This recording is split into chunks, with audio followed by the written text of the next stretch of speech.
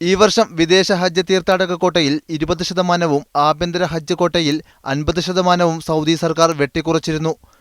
റമദാനിൽ ഉംറ തീർത്ഥാടകരുടെ എണ്ണം 50% കുറച്ചത് ഉംറ സ്ഥാപനങ്ങളെ പ്രതികൂലമായി ബാധിച്ചതായും സഅദ് അൽ ഖുറൈഷി പറഞ്ഞു. പുണ്യസ്ഥലങ്ങളിലെ വികസന പ്രവർത്തനങ്ങൾ കാരണം ഹജ്ജ് ഉംറ തീർത്ഥാടകരെ കുറക്കുന്നത് 3 വർഷം വരെ നീണ്ടുനിന്നേക്കാം. ഇക്കാലയളവിൽ ഹജ്ജ് സ്ഥാപനങ്ങൾക്കുണ്ടാവുന്ന നഷ്ടം നികത്താൻ പരിഹാരമാർഗം ആവശ്യമാണ്. ചാർജ് വർധന ഇക്കാര്യത്തിൽ അനിവാര്യമാണെന്നും അദ്ദേഹം കൂട്ടിച്ചേർത്തു. ഇരുഹറമുകളിലും നടന്നുവരുന്ന വികസന പ്രവർത്തനങ്ങൾ തീർത്ഥാടകരുടെ സൗകര്യം മെച്ചപ്പെടുത്താൻ അനിവാര്യമായതിനാൽ ക്വാട്ട വെട്ടിക്കുറക്കാനുള്ള തീരുമാനത്തെ പിന്തുണക്കുമെന്ന് സൗദി ഗ്രാൻഡ് മുഫ്തി ഷെയ്ഖ് അബ്ദുൽ അസീസ് അൽ ഷെയ്ഖ് ആവശ്യപ്പെട്ടു. കഴിഞ്ഞ വർഷവും വിവിധ കാരണങ്ങളുന്നയിച്ച് ആഭ്യന്തര ഹജ്ജ് സ്ഥാപനങ്ങൾ ഹജ്ജ് ഫീസ് വർദ്ധിപ്പിച്ചിരുന്നു. പുതിയ വർധനവ് വരുന്നതോടെ ഈ വർഷം ഹജ്ജ് തീർത്ഥാടനം ഏറെ ചിലവേറിയതാകുമെന്നുറപ്പ്. മൂസ വെട്ടിക്കാട്ടിരി, മീഡിയ 1.